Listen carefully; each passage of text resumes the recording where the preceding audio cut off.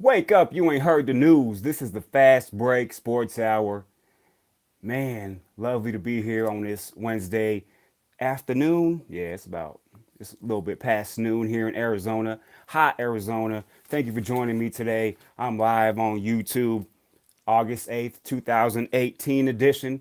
Got a lot of things to cover. Now, we don't cuss on this show. We try not to cuss on this show. We try our best. You know, that's just one thing that I hold dearly to myself. Sometimes something will slip, but definitely will try not to cuss because I want the kids to watch too. But if you got kids watching right now, I would tell them to leave the room for about 90 seconds and then bring them back in so they can watch the rest of this. But I'm about to play a clip and I'm not going to spoil it. Gonna play a clip and then we'll get right into it. Here we go. I don't know what the fuck been going on here, and I don't know why it's been going on here, but if you're not hurt, like if your hamstring ain't falling off the fucking bone, your leg ain't broke, I don't know, like, you should be fucking practicing. Like, straight up. Like, that shit is weakness, and that shit is contagious as fuck. And that shit ain't gonna be in this room, bro. That shit been here in the past, and that's why the past has been like it is, bro. That shit is over with here, bro. If you can fucking practice. You can't get no better. Ain't nobody gonna get better by being on the fucking sideline if you ain't fucking hurt. If you're not fucking hurt, you gotta fucking practice. Because you make other motherfuckers work even fucking harder. Now they had more fucking risk of getting hurt because you don't want fucking practice. Because you being a bitch. Straight up, man, that shit is fucking real, bro. That shit ain't happening here. I'm just letting y'all know that shit not fucking happening here. I'm hurting, I'm tired, just like every fucking body in this motherfucker. But I ain't taking no motherfucking days off because I can't be fucking great that way. That gotta be the fucking attitude and the mentality all the fucking time. All that weak shit don't fucking live here no more. That shit don't exist. It's contagious, bro. It's contagious. Like, it's really fucking contagious. Really contagious. It's contagious. Hey, is it contagious? All right. So, for those of you that didn't catch it on Hard Knocks last night, Cleveland Browns edition, Jarvis Landry went off in the wide receiver room. And I guess receivers have been sidelined due to little knick-knack injuries and have been sitting out of practice. And he took a stance and decided to step in front of the club or the wide receiver group and put his opinion on what the problem is with the Cleveland Browns and what the problem has been in the past. Talking about if the injury isn't life threatening or if your leg isn't falling off, you shouldn't miss practice, which I agree. I agree, especially for a team that has produced as much as it has or the lack of production. He has a point. But here's the one issue I got with that. Yeah, you're Jarvis Landry. You have compiled a boatload of receptions your first few years in the league. Hey, I could respect that. You're in the NFL. You're one of the top young receivers. But that sounds like what somebody who has either won a championship, is a long-standing vet. And you know what? I think a champion or a veteran that has been there and done that wouldn't even have to voice that or even voice it in that manner. You know, did he do it because the cameras were there? Was it a show? Or is that actually who Jarvis Landry is? Look, I'm not taking a shot at Jarvis Landry, the man, whatsoever. If that's who you are, more power to you. I respect that. And I'm not saying that he isn't this kind of player or this kind of person that likes to voice his discontent with what's going on with the team. But I would much rather him go out there and lead by example and prove his point out on the practice field and onto game day field, and then go from there. Is it contagious? Is losing contagious? I believe so. If you have if your ball club is used to losing and they're expected to lose every Sunday, and the players are just waiting for that shoe to drop, they can be up 14-0 in a game, but at some point they understand that their lack of winning is about to hit them in the face again at some point of the game, and that's why they continue to lose. Again, I much rather would have him lead by example, which he has been. If you saw Hard Knocks, you saw the great catches he was making in practice. And again, maybe it does lead to more wins. Maybe the receivers say, you know what, we do need to practice. But here's the thing: if you continue to watch the Hard Knocks towards the end of the show, where Hugh Jackson had his meeting with his coaches, and they were talking about how some players, why they're resting, why they're sitting back and watching practice as opposed to practice. And again, these assistant coaches want to see their players out there and they want to change the culture. But Hugh Jackson said it perfectly. He said, you know what? I've been where you're sitting.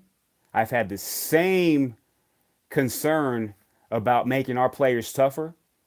But where I'm sitting now as the head coach, I understand that it's not worth it because I know what kind of player this guy that's sitting out, what kind of player he is, and we don't need to force him out there and have him miss a couple weeks just because you have to see his toughness in training camp.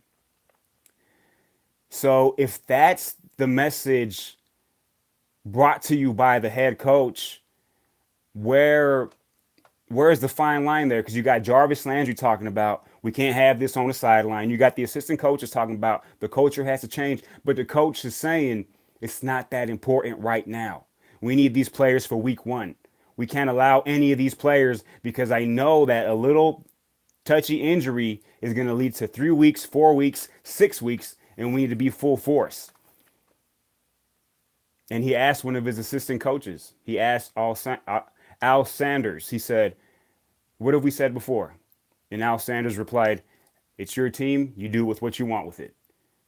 And he's the head coach. And I like the stance that he took. I appreciate that from the head coach. He put it out there and he told his assistant coaches, he said, this is my team. We're going to run it my way. Whatever you guys do in your meetings, however practice is ran, that's fine.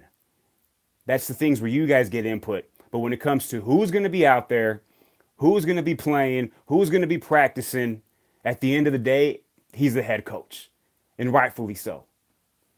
So again, hopefully that's who Jarvis Landry is. And if that is, great. And if that's not who he is and he's doing it for the cameras, shame on him for acting that way. Shame on him for cussing. Like, you could put in other words in your vocabulary, read a book or something. But I understand the fire that he has. And sometimes when you're upset, you want to say a lot of stuff and you end up saying like 4 words with a lot of F-bombs and female dog and all that other stuff because it's contagious. And saying the cuss words is contagious over and over and over again. It's contagious, bruh. Come on, man. Lead by example. That's just how I feel. That's what I would have done personally. But I'm not in the NFL, so I guess, hey, it is what it is. We'll see how many games the Browns win because of that speech that Jarvis Landry had. And I'm gonna stick with Hard Knocks because it was interesting. I hadn't watched Hard Knocks in the last 2 years because it was kind of getting, personally, it was getting watered down. It went from something that you thought was organic and just things happen naturally to where it started to look like a show, where it started to look like everything was placed so that everything looks nice. And yesterday I wanted to take a glimpse as to what the Cleveland Browns were going to bring to the table their first week in preseason. I like what I saw. Entertainment factor was there, and just how they put everything together. Maybe I missed something the last 2 years. It is what it is. But there was also a part where, and I'm not going to play this clip. And again, the clip that I played was Jarvis Landry standing in front of the wide receiver group. If you guys missed that, rewind it, check it out. Again, tell your kids to to leave the room for like 90 seconds because there's a lot of cussing in there. I try my best not to do any of that, but it's a clip, and I wasn't gonna sit here and beep. If I bleep everything out, you're not gonna hear nothing because all it is cuss words. But there was another moment there with Baker Mayfield, the highly renowned quarterback from Oklahoma, Baker Mayfield, the number one pick in the NFL draft, and he was asked about what time he's been coming in the morning with Tyrod Taylor because they've been hanging out. Obviously, the quarterbacks hang out in training camp, and they refer to Tyrod Taylor as Juice, which is pretty good. And he's been looking good. Baker Mayfield looked pretty good in that clip. Again, they probably cutting up this the best parts of what they've been doing, but what I saw was pretty good. He asked Baker, he's like, "So what time are you getting in here?" And he's like, "Well, I usually come in 2 hours before I'm supposed to." Which where Hugh Jackson responds, "Well, what about your boy? He's coming in earlier than you. Why is he coming in earlier?" And Baker Mayfield, and I'm paraphrasing, he responds, "Well, because he has this his own little training routine that he gets through in the morning." And Hugh Jackson looks at him like, "Where's your little training routine? What do you mean? Like if training is just something that's it sounds like Baker Mayfield feels like he's entitled and whatever he's done up to this point is enough. If him not seeing what Tyrod Taylor does to prepare himself, Tyrod Taylor coming in an hour before everybody else, training, and then still being 2 hours early with the other quarterbacks and doing everything else, that makes a difference. And I'm not saying Baker's just going to carry this and be like this is his whole career, but he needs to take that message seriously and either come in with Tyrod or find your own little training time to do what you're going to do. He said he has his own little training routine that he's going to get through. That's funny. That's for any of you that train that understand what training is like on a daily basis. For anyone to say you just have this little training routine, you're probably gonna be like, "Try it, bro. Just do it." But why not ask, "Hey, can I join you in your routine? Or what is it that you do so I can go off? Or what can I do?" Or just go in there. If he's gonna go train and you don't want to train, go in at the same time and study playbook or do something there. Be present. There's no reason why Tyrod Taylor should be there at headquarters before you. You should be there at the same time, if not before. You're trying to be again, it's this whole entitlement thing. I hope he doesn't feel entitled. I don't believe he's that kind of player. I always thought he was a headstrong person that was a leader. Now he needs to stop making excuses because I've seen a lot of excuses. If you really look at everything that Baker Mayfield has done, he's never just came out and said, "You know what? I was immature. I did this, that, and the other." He always had an excuse. They said, "Why were you arrested? Why did you do this? Why did you act that way after they scored a touchdown?" And he always had an excuse as opposed to saying, "You know what? I need to change that."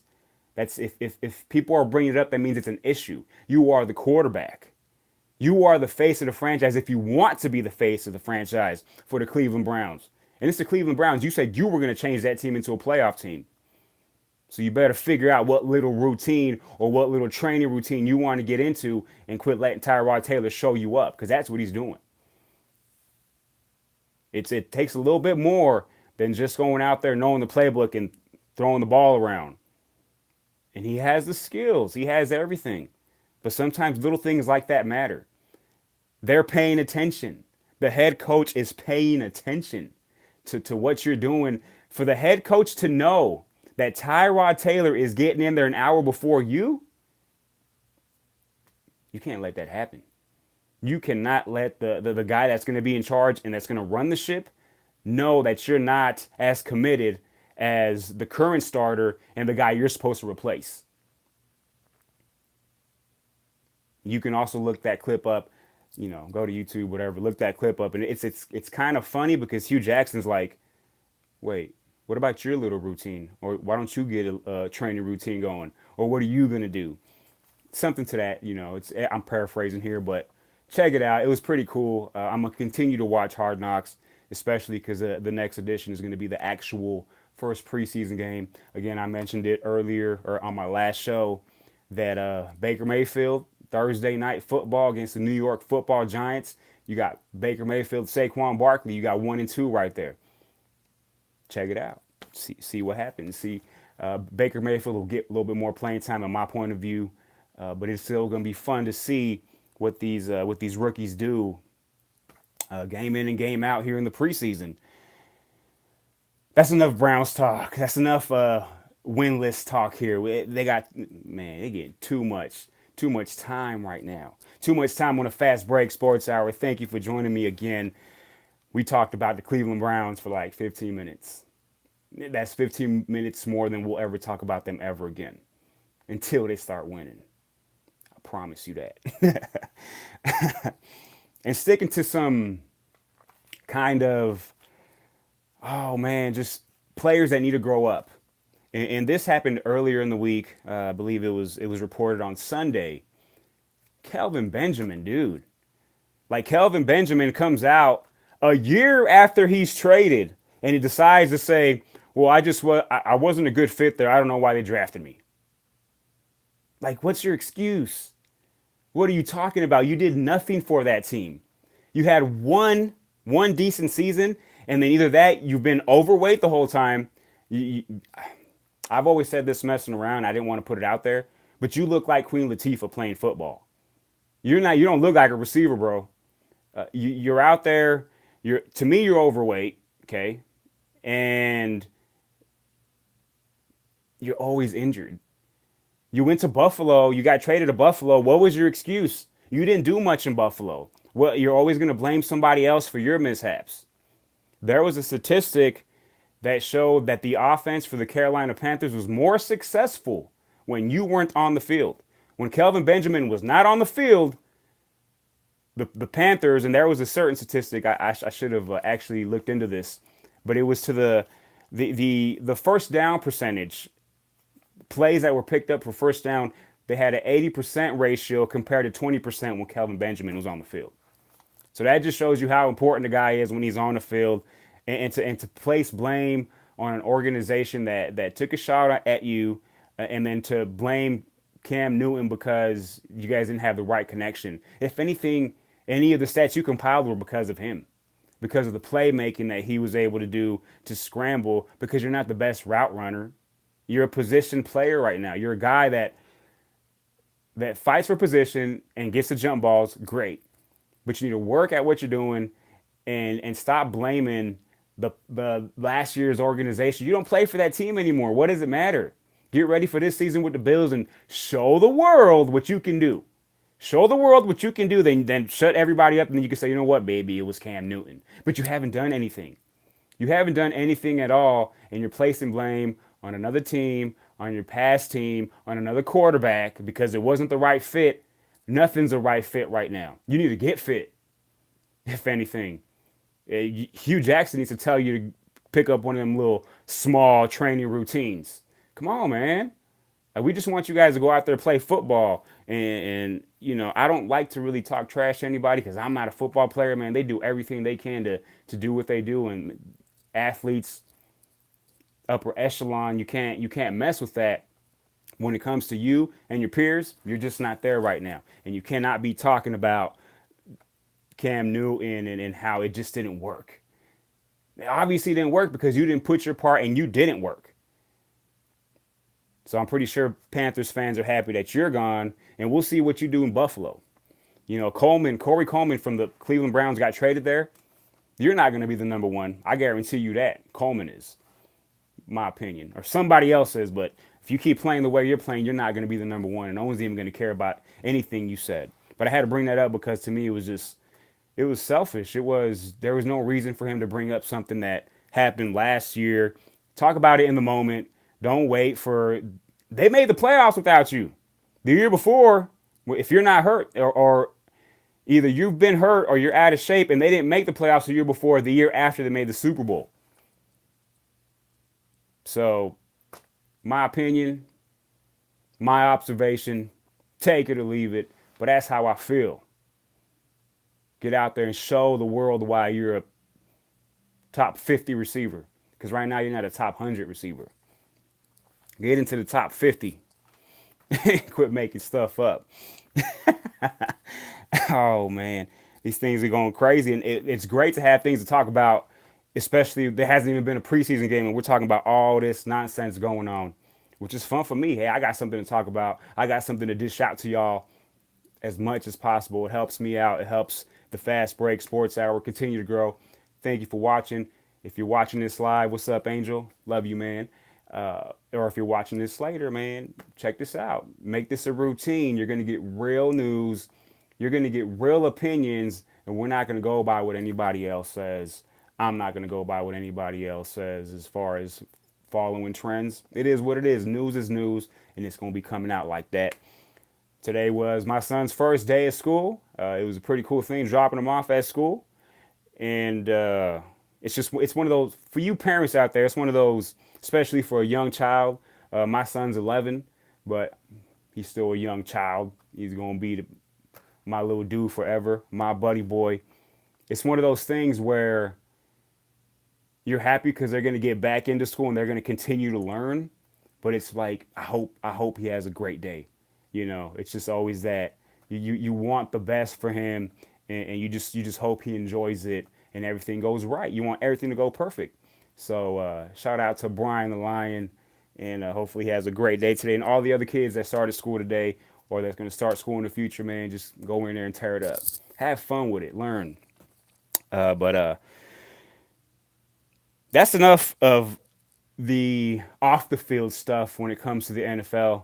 I want to get to, before I get into baseball, and baseball is going to be my last topic. I'm going to get to, oh man, there was on NFL.com. There's a columnist. He's also on the NFL Network. His name is Elliot Harrison. Shout out to Elliot Harrison. I actually love the work that he does. I think he's great at what he does. So I'm not gonna like trash him or nothing. That's not what I'm here to do. But I do not agree because he put out his his rankings for the NFL season, preseason rankings, so you can kind of give some leeway there. And no one's never going to get these right from the beginning. But I was kind of shocked that his worst team at number 32 was the Indianapolis Colts. I was like, whoa, okay, I understand. They didn't have a good record last season. They don't have a lot of depth in different areas. They drafted Quentin Nelson in the first round to solidify the interior of that line. But at the end of the day, when you have a healthy quarterback like Andrew Luck, and again, that's still in question. We have to see the guy play. I understand that. We have to see Andrew Luck play. But a 60% Andrew Luck is still better than at least 12 other quarterbacks that are going to start in this league. My opinion. So to say that they're the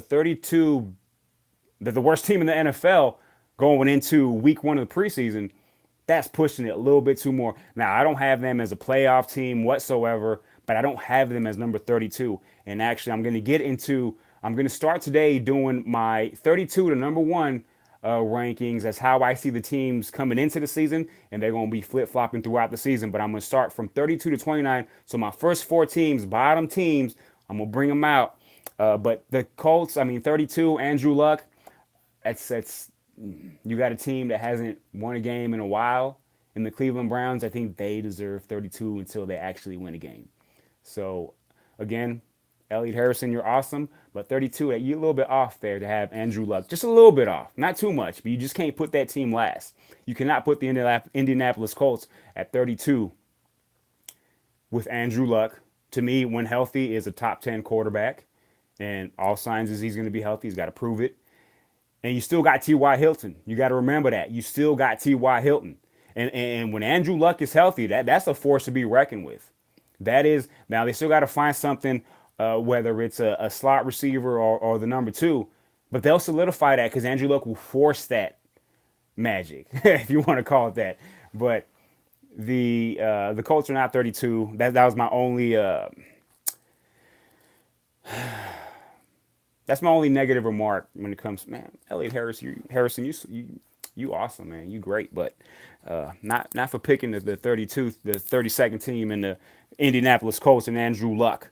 A little bit higher than that. Not much, but just a little bit. So work with me here a little bit. But yeah, he put out his his preseason rankings. So go ahead and check that out on NFL.com so you can see what I'm talking about. And like I said, I'm actually going to get into my 32 to 29, but I'm going to do it at the end of the show. So I'm going to switch gears up a little bit. I'm not going to talk about other people's rankings anymore, but it's cool to always kind of see what other people think. You know, everybody's opinions, I value them for what they are. They are opinions. My opinions, you value them for what they are. It's not 100%. They're not.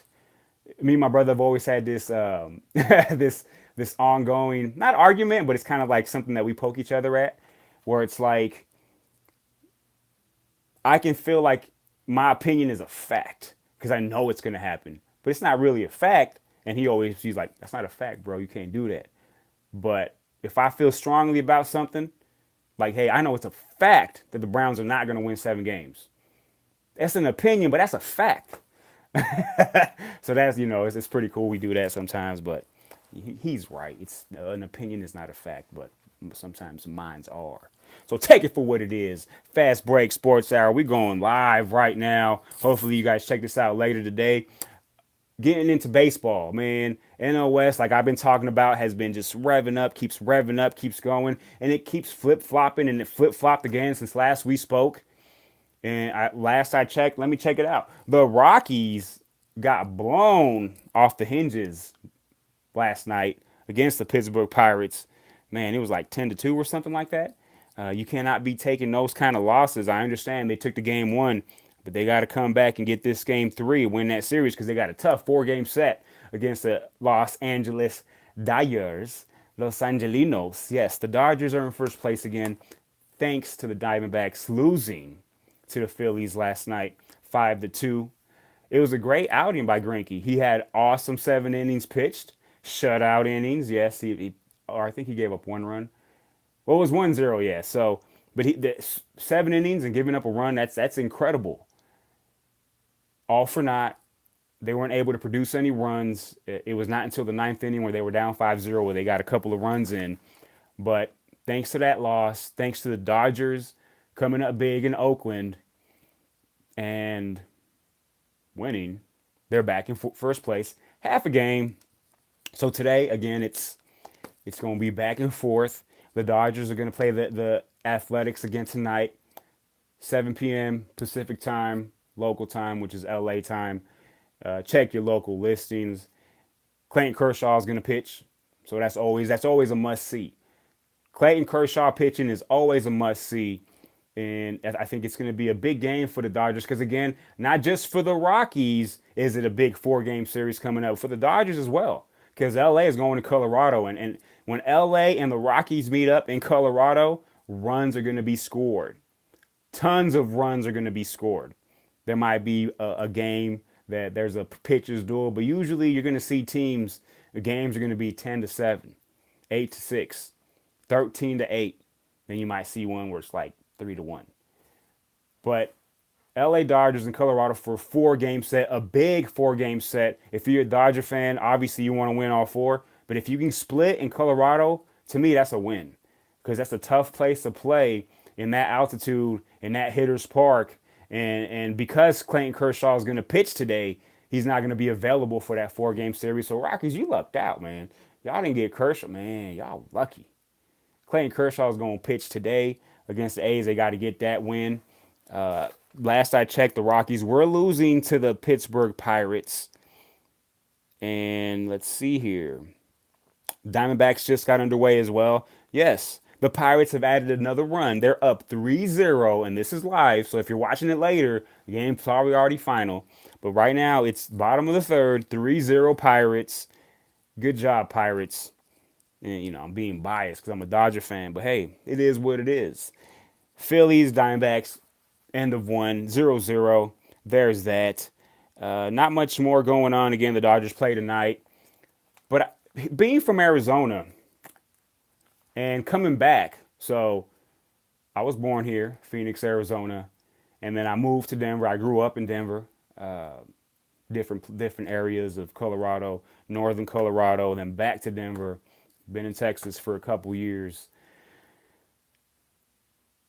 I recently came back to Arizona, and obviously I'm a big sports fan, so I listen in to sports talk radio. That's all I do. I'm the guy that when you jump in his car, you're not gonna hear hip hop music ever. I used to love it, but I don't now because it's trash, my opinion. But I have my own reasons for that too. You know, hey, it is what it is. You're not gonna hear country. I don't mind it. Hey, if I'm somewhere and I'm having a cold one, like a tall blue moon, man, I don't mind there be a country being played on the speaker. I like that. Alternative, that's my second option. Whether it's alternative or just, you know, metal, I'm with it. You know, but you're gonna be hearing 95% of the time sports talk on my radio. So you better be into sports or else you're gonna be bored out your mind. So I tell my son, put your seatbelt on. I'll lend you my iPhone. Do what you got to do. But man, hey, sports, it's just what it is, you know. And you know, sometimes I'll be like, you want to listen to some, you know, alternative, something that'll get you going. Yeah, we can do that. But most of the time, I'm listening to sports. So what I'm trying to get to here is obviously I've been listening to a lot of Arizona sports talk radio, and the Arizona Diamondbacks. Obviously, you have to talk about the Diamondbacks. I understand that. When I was in Denver, it was Rockies, but it was mostly Broncos. But it's not so much them talking about the Diamondbacks, but how they just live and die every game. Like if they win a game, it's like it's the greatest win ever and we're on our way. But if they lose, it's like, man, the sky is falling. That was a bad loss. How are they going to recover? And what they fail to understand, and I'm not saying they're all like this, but the majority is this is what it sounds like, and they're probably just feeding into the fans and creating that conversation, which makes sense. But to me, the way I would view it is, you look at baseball. There's 162 games. You cannot live and die off of one game. That's just not you can't do that. To me, you got to take them in 10. So, for example, in the NFL, there's 16 games a season. Every game is important. That's the truth. That's the almighty truth. Every game is important. Game 1 and game 16, unless you've already clinched something or you just suck. One or the other, it's important. But in baseball, you have to cluster them up in 10. That's why when you look at the standings and it says last 10, and it'll say either teams went 7-3 or 5-5, or unfortunately they went 2-8. That's the most important part to look at. So so we have about what 40 between 46 and 50 games left in the season. So yeah, it's getting down to nitty gritty. Every game is important, but you got to start breaking these down in series. Just win the series. So if you have a 3-game series, win the series. And weekly, if you're playing 6 or 7 games, try to go 4-2. Try to go 4-3, worst case scenario. But if you look at the 10 games, you know, I think anything above 500, you go 6-4, 7-3, you're having a good week. Then talk about it like that. Obviously, you have to talk about the games on a daily basis, but they make it sound like, oh my God, they lost this game that they should have won because the pitcher that they were going against isn't that great and you couldn't get a run. This doesn't bode well for the future of the. No, it's one loss. And I heard the Arizona Diamondbacks GM come on the show today, and they asked him about how bad was the loss and is it out of your system, and he was like, it was never in my system. We lost a game. This isn't one of those games at the end of the season that you're like, and it crushes you. A playoff game, a game in the last week of the season that knocks you out of the playoffs. It's a loss. You know, they had a big win on Monday. They had a big loss yesterday. It's just back to playing again today. If they win, they're going to be like, oh my God, we're back in it. And I understand the pressure of where the NL West is at. Again, the Dodgers are in first at 63-51. Yeah, 63-51. The Diamondbacks are half a game back, 63-52. And then the Rockies are 2 games behind the Diamondbacks, 2.5 behind the Dodgers.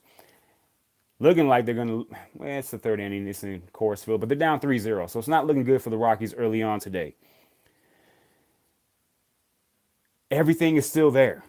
Everything is still there for the taking. I still believe that there's a chance that a wild card team is going to come out of the NL West. Not to say you're just going to rest on that and hope that you get a wild card, but the wild card teams from the Atlanta Braves and the Milwaukee Brewers, the Rockies and the D-backs right now, who are the top four wild card teams, they're separated by 4 games. Again, there's 45 to 50 games. Yeah, at some point you can't be back 4 games. Like you can't have 10 games left in the season and be back 4 games and expect to have a shot. But if you can chip away 1 game every week and get closer, all you gotta do is be above 500 every week. You can win 6-4 every 10 games, 7-3. Break it down like that. It's just, maybe because it's the Diamondbacks, and man, it's just, it takes a toll. How it's just a roller coaster ride every single. They win. Oh my God, they're gonna win the World Series. They lose. Oh, they're the worst team in baseball. Like, come on, let them play a little bit. Let them win 7 out of 10, and then talk about it that way. Don't live and die like that. Obviously, you got something to talk about. It is what it is. It's cool, But Dodgers are in first place. That's how we do. Yeah. And it's been going back and forth, actually. It's been crazy for me. Like every other day, a new team's in first place. Again, the Rockies were in first place one day last week. The Diamondbacks were in first place in the last week 3 or 4 days, and the Dodgers were in first place like 2 days. And they're in first place right now. So it's what have you done for me lately? I understand.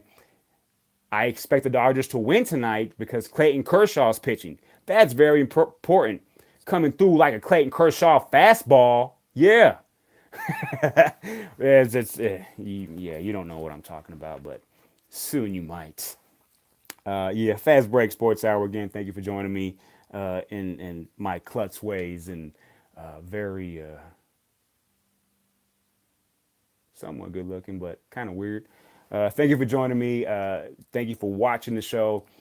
Like, subscribe, comment, whatever you guys want to comment. Whatever, man. I'm right now. I'm getting started. I'm doing my show in what looks like a closet. You'll never know if it's a closet unless I just told you it's a closet. But I don't care because I love doing this. And I'm going to continue to do it this way. And slowly but surely, things will start to shine a little bit more. But I'm already shining. Other things around me don't matter. We just do what we do. Fast Break Sports Hour. And you know what? Let's get straight right into my bottom 4 teams in the NFL preseason rankings. And I'm going to do this until I get to the last 4, which is 1, 2, 3, 4. But we're going to start off at 32. And it's not the Colts, but the Colts are in my bottom 4. But just not 32, which is kind of funny. But yeah. So number 32, no surprise here. I talked about him for 15 minutes to start the show. Man, I talked about the Cleveland Browns for 15 minutes to start the show. If you're a Cleveland Brown fan, this is probably the best show you've ever watched. This is one of those shows that you probably want to stay locked in because if I talk about the Cleveland Browns for 15 minutes, anything is possible. Maybe not. Gotta win. But Browns, 32, man. You rank number 32 right now. Too many questions still. You got Tyrod Taylor in the mix, understood. Baker Mayfield drafted number 1. Awesome. But Hugh Jackson says he needs to pick it up a little bit when it comes to being committed. And that's the bad part because if Tyrod Taylor is just going to keep being more and more and more and more committed, he's like, "Oh, you're going to show up at 4 like me? I'm going to show up at 3:30." And it's like, man, he's like, "You know what? I'm just going to stay in the office. I'm not even going to sleep. How about that?" So it's just going to be a challenge. But, they look like they're pretty cool as far as helping each other out and supporting each other. If you watch the show again, maybe it's just for the cameras. But Tyrod Taylor, Baker Mayfield, at some point, do we see the change to the guard in the quarterback position? Jarvis Landry again, going off, not just in practice, but going off in the wide receiver room explicitly. And so that was a good addition. They still got Duke Johnson. They added Carlos Hyde. Their defense, to me, is very underrated. I think that's one of their bright spots. I think their defense plays hard. I think they have weapons. But they're 32 until they prove otherwise. You can't go 0-16 and not beat 32 coming into the season. So they're number 32. Number 31 are the Tampa Bay Buccaneers for a lot of reasons. Main reason is whether Jameis Winston plays or not is just he's not going to play the first 3 games suspended for his idiotic behavior. And that's what it is. It's just immature behavior. But even when he's in, I don't see too much of a change there. I don't see too much weapons on offense. Yeah, you got Deshaun Jackson. older weapon. I guess he's still a speedster. Mike Evans, obviously, he's a top 5 receiver. But other than that, you drafted Ronald Jones, so you're hoping, that offensive line is working. You're hoping that running back comes in and changes it up. They got Peyton Barber still at running back. They lost Doug Martin, which wasn't really a game changer. But just overall, they don't have enough talent or just the experience to win. So I have them at 31 right now. Ryan Fitzpatrick might be better than Jameis Winston. If they get roll, if they're 2-1, 3-0, I wouldn't even bring Jameis Winston back. But that's just me. Tampa Bay Buccaneers, they're just a franchise to me that's just going to be there. So they're 31. I don't see too much going on for them, especially in that division in the NFC South. You got the Falcons, you got the Panthers, you got the Saints. Those three are going to be biting for those playoff positions, whether it be for the division crown and maybe a wild card position. But the Tampa Bay Buccaneers just have too much against them. I have them at 31, rightfully so. At number 30, I have the New York Jets. Again, a team that I like defensively, but still has a lot of questions at quarterback. You don't know if it's going to be Josh McCown, but he's not the long term answer. He's a backup, always will be. Teddy Bridgewater, still don't know what kind of quarterback he can be. Him being, well, he was injured the last 2 years, but what kind of quarterback he can be when given a shot, and will he get a shot, or will be one of those quarterbacks that are traded to another team to solidify a backup position? Because to me, you cannot keep McCown, Bridgewater, and expect Sam Darnold to just jump both of them. I think you keep the best one, you start one. Sam Darnold's your backup so he can learn and then be ready to be pushed into whatever, I guess, whatever position they want to put him in, whether it's starting early on or waiting for the season to fall apart when they're 3-7 and then putting them in. Personally, I would put him in. I would put him in earlier rather than later. I wouldn't wait for things to fall apart before I put in Sam Darnold. I got to let him play a little bit and bring him along slowly, but still bring him in early. They're number 30. Number 30. Yeah, number 30. So they're the third worst team. And this is where we slightly agree with Mr. Elliot Harrison. I had to look up his name again, and I know who he is, but I just want to make sure I say his name right. This is where the Colts are. The Colts are number 29, fourth worst team, but not the 32nd worst team. Andrew Luck, a lot of questions there. I still think that if he's healthy and he regains his form, top 10 quarterback. So if he's healthy, that 29 ranking can actually jump into the top 25. I don't see them as a playoff team. Would I be surprised if they're like a wild card? I wouldn't be surprised, but I don't see that. That's not what I predict. That's not what's going to happen. I think if everything goes well, you can see the Colts being 8-8, and that's pushing it. Worst case scenario, if Luck's okay, 6-10.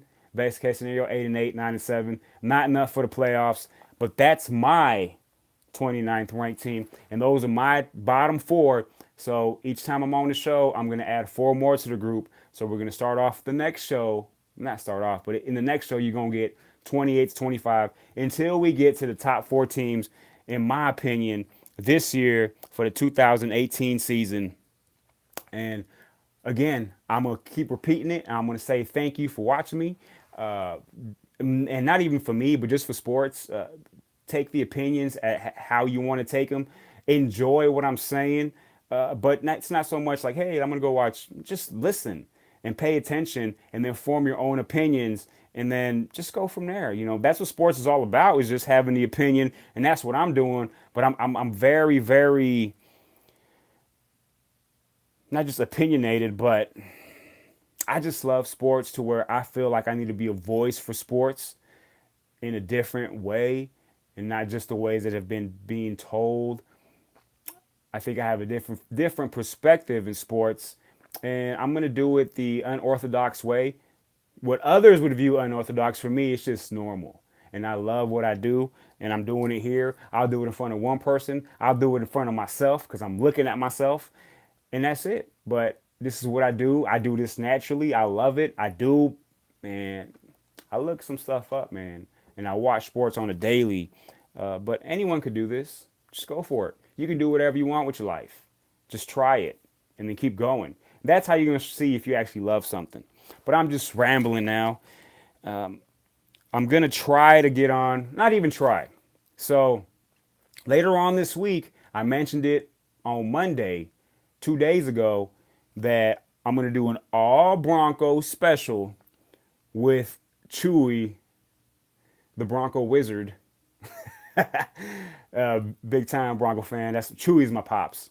So we're gonna do this whole Bronco special, talk about the past, the present, and hopefully the good future the Broncos are gonna bring us. And that's gonna be hopefully Friday, Saturday at the latest, but coming up real soon. Maybe I get a show in before we do our show, but watch out for that. But that's why you have to subscribe to the show and then that little bell, click on it so you get the updates to when I'm on live. And if you don't catch me live, then just click on it and watch it. I know sports is daily, so you might click on something and I'm talking about something that happened a week ago. It doesn't matter. Just watch it, take in the information, and check it out. Comment. I want to see exactly what you guys think, what you guys feel about what I'm talking about, or just if you want something brought up, if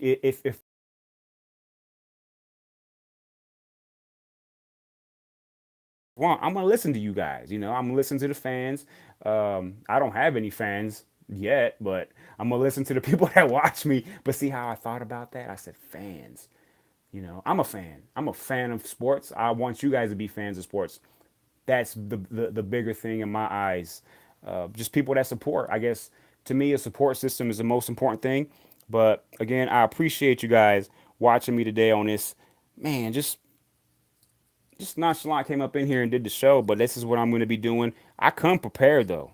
It's not just me doing whatever I want to do. I comes prepared, and yeah, this is it. This is the show. Appreciate you guys for joining me. I want to say what up to everybody that watched this. Man, love you all. Fast break sports hour. Keep it going. Watch sports. Love sports. Good luck to all your teams today, and just go with it. Yeah. Those were my notes. I don't really look at them that much, but it is what it is. Get my daily drink of water.